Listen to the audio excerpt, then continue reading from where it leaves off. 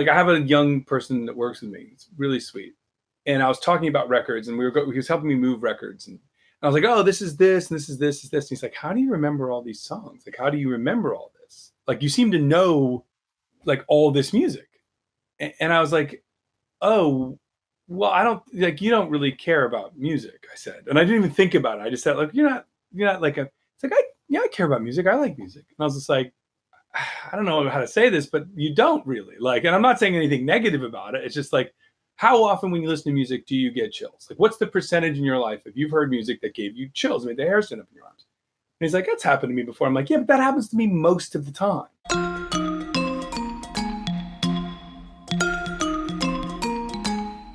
Hi, this is Lowell Tolhurst, co-founder of The Cure. This is Budgie, co-founder of The Creatures, drummer with The Slits, and Susie and the Banshees. Welcome to Curious Creatures. Life after punk. You may think you know the territory, but we drew the map.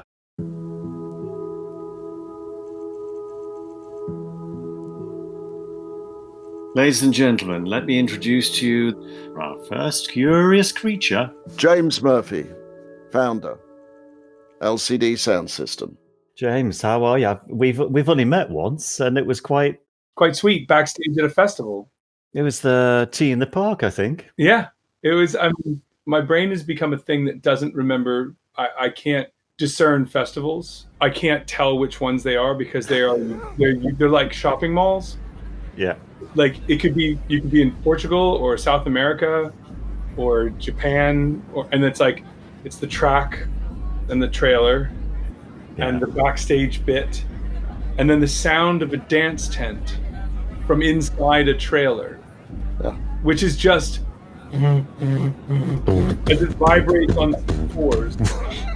But it's not even the beat. It's not nothing solid. It's like all the rivets in the bus get loose. It's like the loudest iPhone vibrating phone call that never stops. Yeah, right. Did I hear, James, that you always started the set with an instrumental or something? Yeah. So I used to set up the stage and run the monitors in the beginning. So we didn't have crew when we started. And so like I'd set everything up. Like I'm a technical person and I was a touring front of house engineer and a touring monitor engineer. Like I was crew. Like that's what I sort of did for a living for a long time. So, and we started kind of in this weird place where we didn't play any shows. And then we got this show. It was like a pretty big show in London. And that was our first show. So we flew over and played our first show. We never played in New York. We never played around or gigged or anything like that. We just suddenly had a gig in London. I put together a band for the weekend. A friend went and played. Wow. And then that just kind of parlayed into show after show. And pretty quickly we were playing festivals. And we don't really have, it was at the time when we didn't have them in the US really. Like that wasn't a thing here. We'd have like Lollapalooza once. Yeah. And then we went to Europe and it's just like festival after festival after festival. And so we didn't have money for a monitor engineer. We had a mix engineer. And we'd play a song that had no vocals for the first 10 minutes. And I would mix the monitors. And then I would go out and sing. So I had to set everything up exactly the way I wanted. Like I had like arm pacings. Like I needed to be able to touch Pat's cymbal and Nancy's keyboard where I stood. I knew that if I couldn't touch both of those, and if you ever let a crew set us up, they'd give me a lot more room. And I'm like, I don't want any room. I'm not going to do anything. I'm not going to be dancing around. Like it's just like I need to be confined by all this sound. And it's still that way. We've expanded and expanded and expanded. But what happens is like we go to a rehearsal space and I set it up. Right. And I'd walk around and I'm like looking and everything's got to be aimed at my head. And I'm like, okay, tape it. Right. Like we roll out a big carpet and we tape it. And the carpet gets cut into the sizes of rolling platforms. And then that's it. Is this dedication or is it there's some kind of control freakery going on here?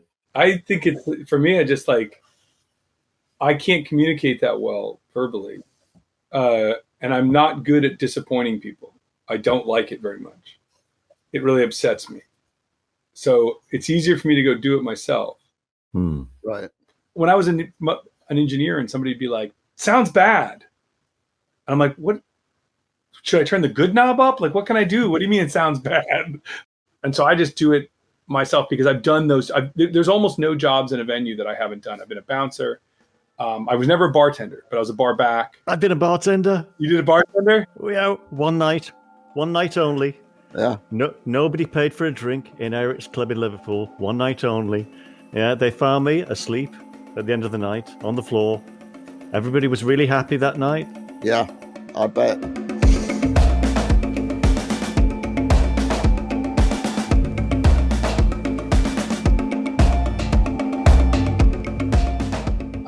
I have two little questions for you Yes. both that are both about, as an American, both about Englishness, Yes. also about generational stuff. One, the English thing, I've noticed that when I read about interviews with British bands, and this is from The Who, like forward, Right. I think young British people at an earlier age had a much more intense sense of the impending doom of their lives than American kids did.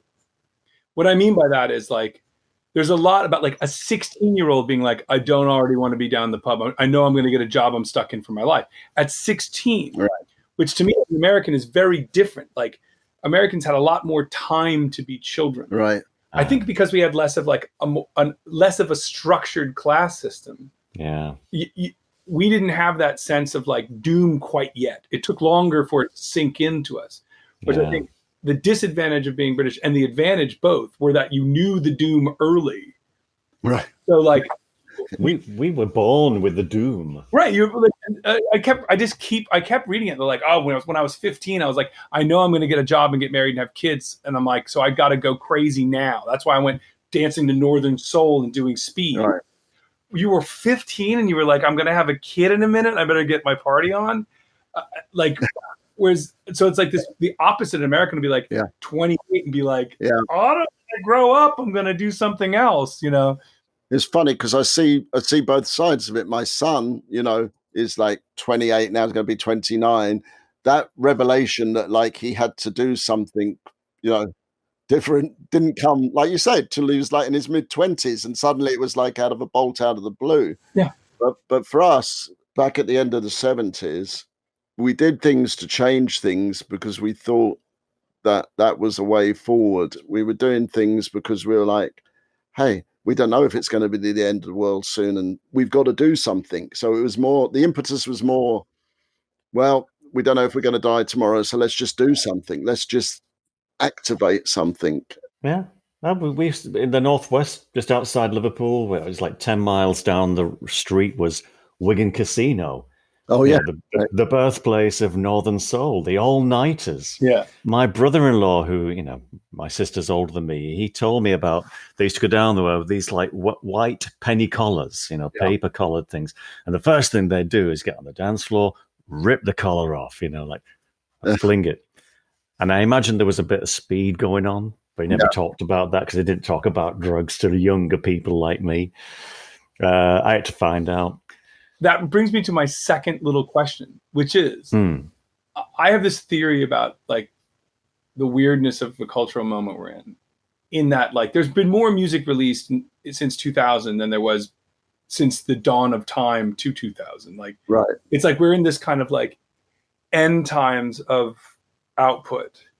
And that brings me to this time, like around punk starting, everybody had, it seemed, a variety of influences, but most people seem to like Roxy Music. If you met someone, they're like, I like the Stooges and Roxy Music. You're like, we can do this. Like that, right. Like you could be like, oh, I like T-Rex and Bowie and the MC5 and the Stooges and the Velvet Underground. You're like, okay, great. Like we're in a band. There was something, I always find something beautiful about that, like that simplicity of influence of like, those are really dense and different things out of which like almost anything can happen. Right.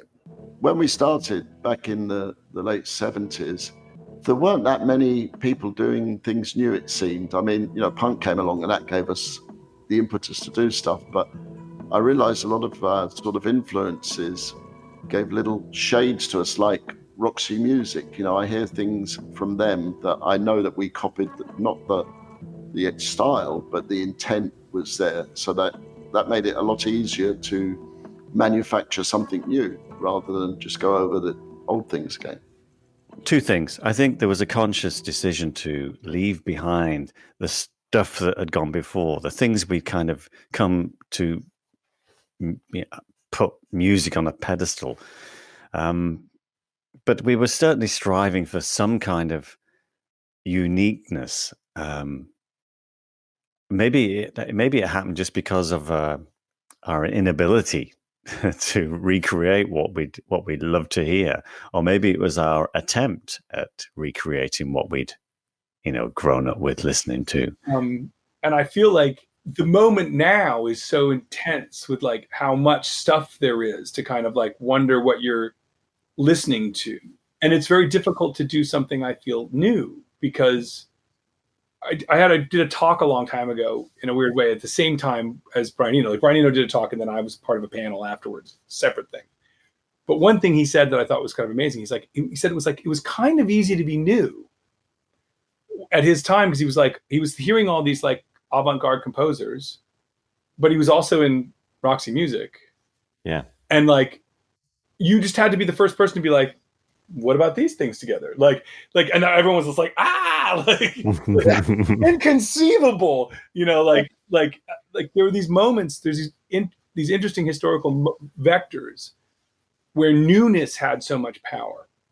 Yeah. But I think because of the churning out of music, the removal of technological barriers. Yeah. Like a kid right now can make a track with like an infinity of reverberation spaces and any synth in the world. There's no dominant context.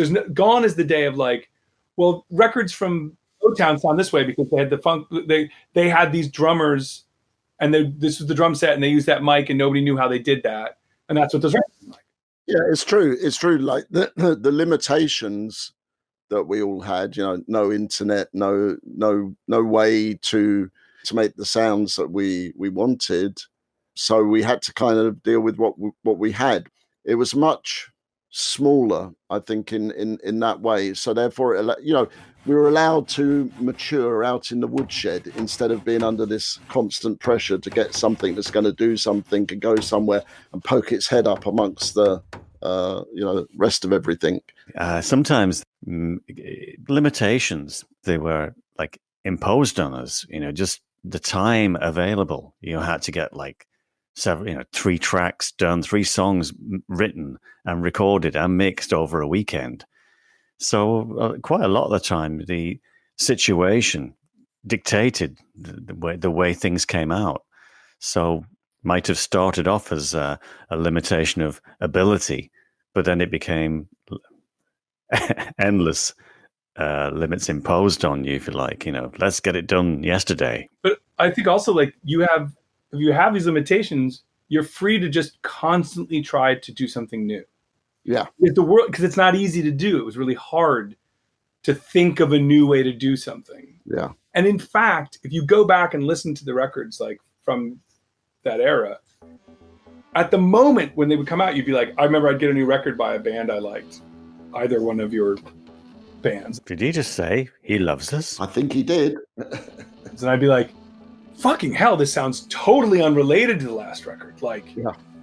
Like suddenly we're like this giant swarming, like Dazzle comes out. It's just like everything's like giant and reverberant and psychedelic. And before it was so knife edge and so like brittle and, like what happened here? And now I go back and listen to them, and they are actually in some ways also baby steps.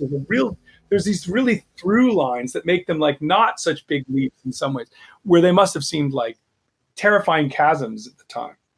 But the limitations, like right now, if I said to myself, I'm going to do something completely different, what would hold? Why not just all just be completely like drum and bass, or right, or like like there's no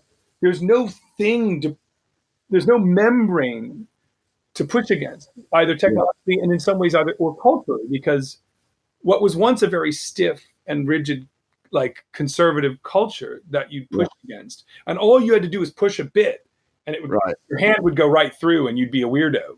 Yeah.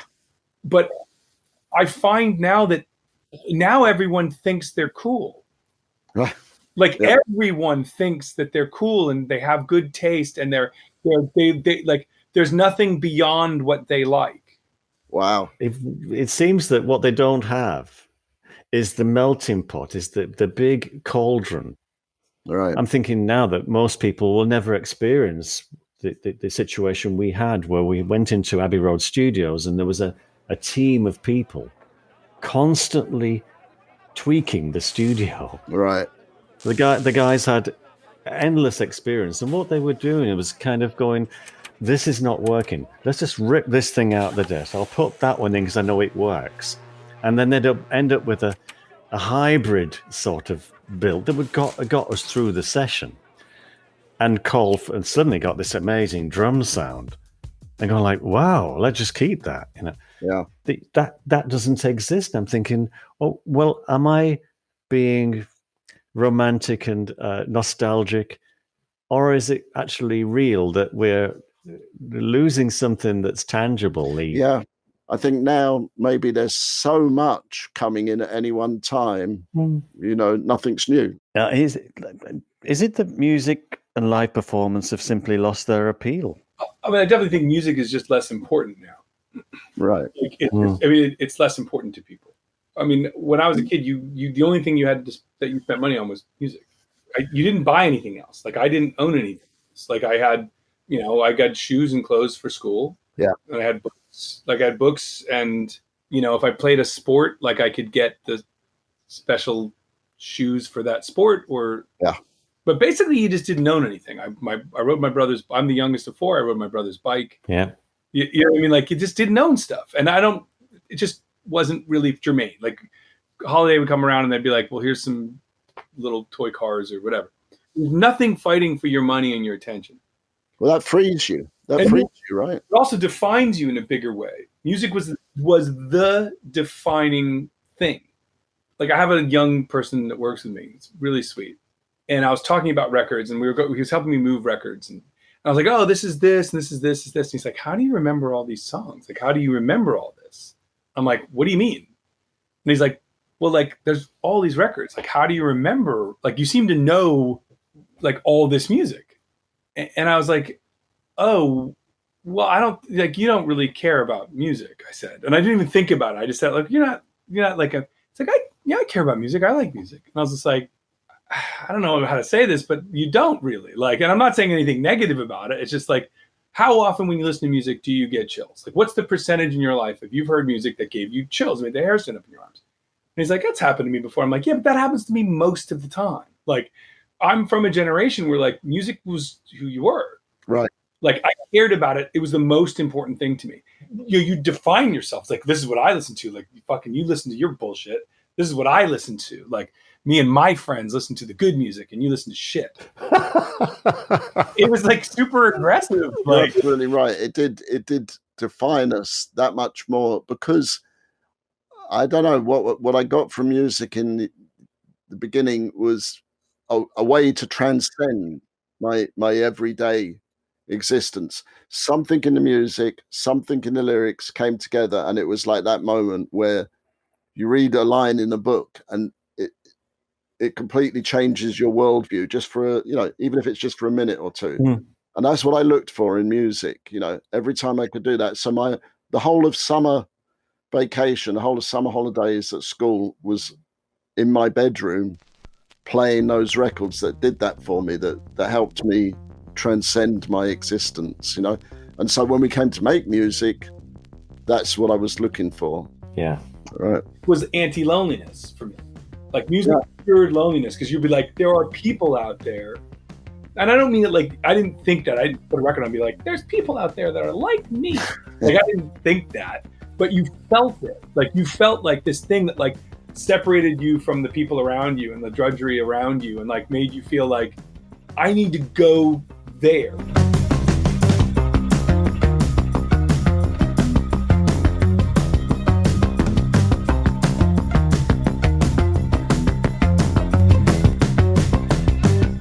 When we first came to America, I remember it distinctly, thinking that as I stepped off the plane in New York, that everybody was going to be driving around in Cadillacs with long horns on the front of the hood of the car, and everybody would be wearing 10-gallon hats and things. And it wasn't like that at all. My fantasy was vastly different than reality. What was it like for you, James, when you first came to the UK? I had a great awakening. In my school, I grew up in like a pretty farmy town in New Jersey, and there was a trip to England, Ireland, and Scotland, and you could save up money, you could raise money. So I worked in jobs. It was like literally like 10 days of the Isles, and at this time, I'm listening to an enormous percentage of British music. Yeah, I'm like, I'm going to go, and like it's going to be just amazing when you get there. To be music in the streets. Like the way people feel when they first come to New York. Like I'm gonna get to New York. There's gonna be kids breakdancing on the corner, and like, yeah, who's gonna be walking around playing punk shows. It's gonna be fucking amazing. You get here and you're like, oh. and I was like, at the end of the trip, a friend when I got home was like, so, did you see a lot of stuff? And I'm like, no, I now understand what those people were making music against. I got there and all I experienced was fucking pubs and thugs, and like I experienced like a lot of sort of like the opposite of what I expected. I experienced like just the shit I grew up with, but with a different accent. Right. It was just a wake up call. Like, oh, you're not in the wrong town. There's nothing wrong with where you are. Like, you just need to find literally the individuals. Did that trip give you the impetus for it then to start finding those people? It was too late. I was born in the town I was from. And I was a real weird combination of not very adventurous and really dissatisfied. Okay. It didn't occur to me to leave. Right. Like after I graduated from high school, with every opportunity to go to college, I didn't go. I stayed in my town because I was going to make music. I was like, I'm not going to go to college. I want to stay here and make music. I didn't have a studio. I had a shitty job. I was kickboxing. Like I was just really narrow-minded. And then I finally, after a year and a half, I moved to New York. And then, but then I proceeded to just be it was the 90s and it was just a really boring time.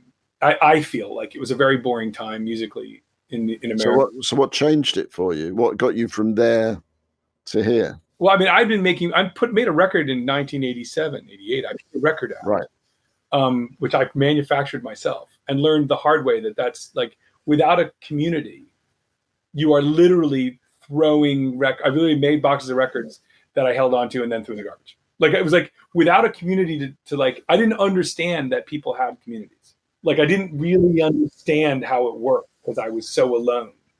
Right. And then in New York, I was all I was aspiring to was, I just wanted to go along. I'd been a singing guitar player and I'd been like a bit of an egomaniac. And I kind of just got humiliated. And I was just like, I need to just take this all down a notch. Yeah. So the thing that links us here, which not a lot of people know, is drums, right? Yeah. I had a girlfriend who wanted to learn how to play bass and start a band. And I was like, I'll help you find people to play with. And of course, got 50 guitar players and 0 drummers. Yeah. So I said, well, I'll try to play drums for the tryout. And I'd been in bands my whole life, but I'd never like really played drums. I knew what they should sound like. I think that helped. Well, I think it does. It's like, if you're like, I know what a drum beat should sound like. So yeah. And so I was like, oh, so I just became a drummer. And I was like, this is good for me. I'm going to turn off the kind of like controlling ego stuff that the singing guitar player in me had. I'd been a kickboxer and studied martial arts. And I was like, that was the first thing in my life that I was like, it's okay to suck. I liked being a white belt.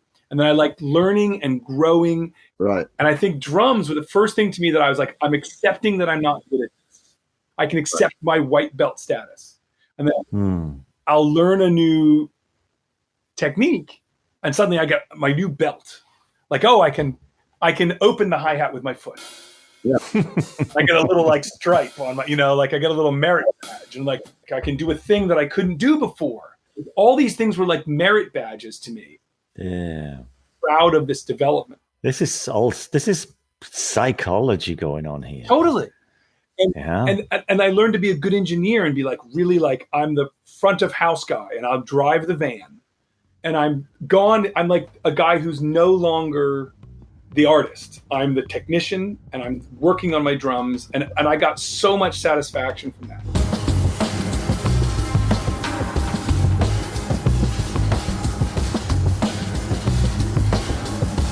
Wow, Wow, lol, that was good. It was, wasn't it? That was amazing.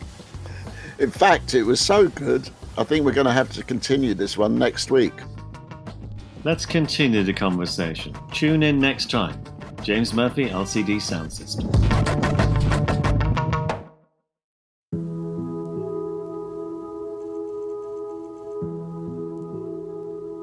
Lol, it's that time of the show when we're going to answer some curious questions from the fans. Do we have fans? Apparently so. They've written a lot of questions, that's for sure.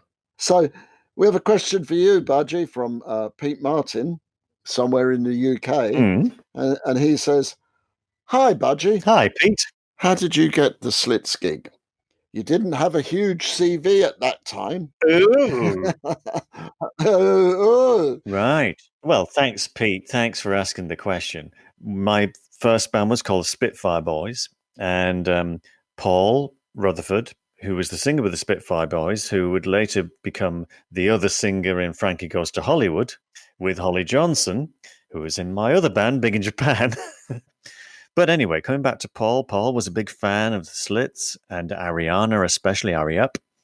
And we eventually got to do a support slot opening for the Slits. Wow. So we got to know them. We'd stayed round at Ari's mum's place just off the King's Road, stayed at Nora's house. Nora, Ari's mum, is John Lydon's wife. Yes. But what happened was I'd moved down to London after the Spitfire Boys, and I'd hooked up with a manager, and Frank Silver was his name. Frank was unusually managing a drummer. I was a drummer in London on my own with a manager. all he had to manage was me and my dog. Wow. And Frank suddenly, quite unexpectedly, got the job of looking after the Slits. And so that's how I got the gig. I was making a bit of a slight name for myself. The first thing I did when I got to London was sit in Warner Chappell Studios with Glenn Matlock, who was the bass player with the Sex Pistols. Right. So it was kind of weird. I was sitting there with probably the most well-known bass player of that time. Right.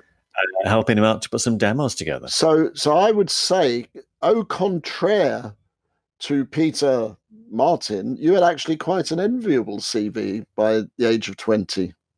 It doesn't get much bigger than sitting in with bass player from the Pistols.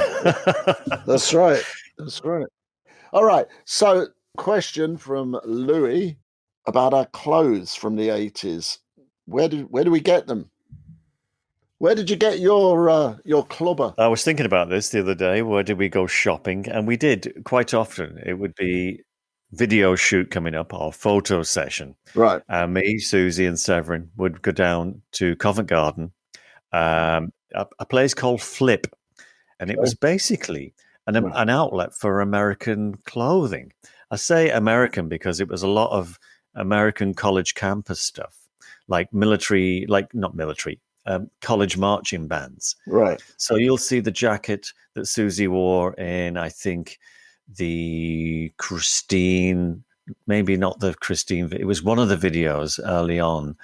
And that there would be like a yellow brocade with those kind of brass buttons and things. And we'd find all this stuff, and it was stuff that shouldn't be thrown together, but that's what we'd put together. And then the big trousers that I was wearing in Spellbound, flying through the air, and they looked like parachutes. Right. They came from Flip in Covent Garden, and it was all like really cheap. It's a huge store.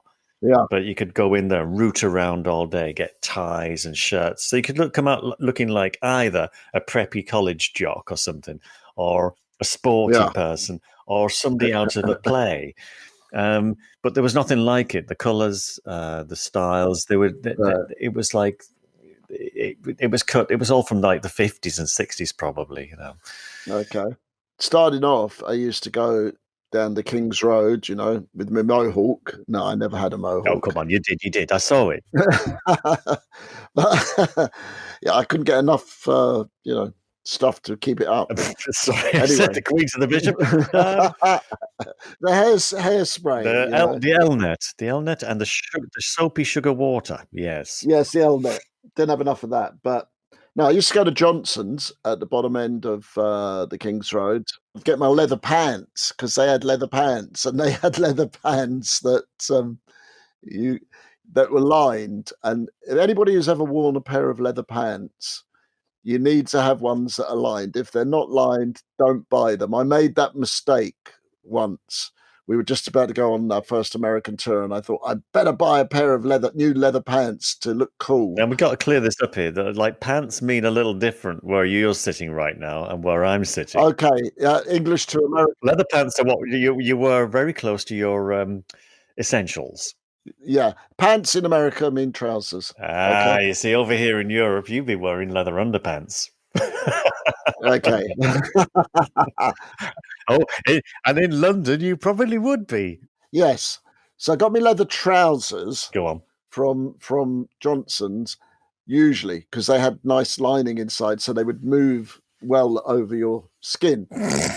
But for this American tour, I didn't have. It sounds all wrong, doesn't it? But for this one tour, I couldn't find any that I liked in Johnson, so I bought an inferior pair from some other, Covent Garden guy, and they didn't have a lining in, which was okay in the cold weather in London. But I got to New York, and it was the middle of the summer, and it was very hot, and I couldn't bend my knees in them, so I couldn't walk upstairs or anything. I had to sort of remove them to go anywhere, which was not good and impossible to drum in them as well. Hasn't been the same since. Well, no, you couldn't even take them off because they're just stuck to you everywhere. And from that day to this, you learned how to play the drums standing up. Yeah, right, exactly. The other place we went was Robot, which was on King's Road.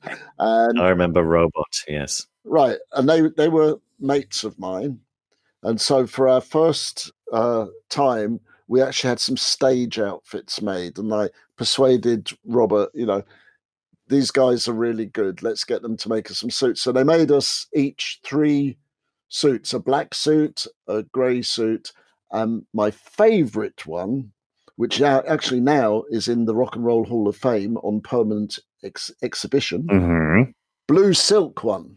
And it was lovely. The blue silk suit is a nice piece of schmatter, as they say. So you haven't kept, have you or haven't you kept any of the iconic wardrobe from the 80s? I'm quoting the question here. Yes, of course I have. I've got my John Richmond jacket still and stuff. Yeah, I kept all that stuff. You've got it? I got no leather trousers because they were probably about 28-inch waist, and there's no way on God's green earth I could get into a pair of 28-inch waist trousers at my age. Even if you could, we would look a bit dubious, I think. Yeah, I would look very dubious. Yeah, I'm not wearing my chaps from the Leatherman in London anymore. They were my favourite, I have to say. I gave them to somebody else. Curious Creatures is created and presented by Lol Tolhurst and Budgie. Producer Joe Wong. Producer and audio designer Dan Didier. Executive producer Mark Cates. Associate producer Sophie Spare. Social media Margie Taylor. Art and logo design Justin Thomas Kay. Music production Jack Knife Lee. Curious Creatures is on the web, and you can access us at www.curiouscreaturespodcast.com. I love saying www.curiouscreaturespodcast.com. And you can reach us on Instagram, Facebook at Curious Creatures Official, Twitter at Cure Creatures. To find more of the best music podcasts, visit doubleelvis.com or follow at Double Elvis on Instagram and at Double Elvis FM on Twitter. Curious Creatures is a production of LXB LLC 2021.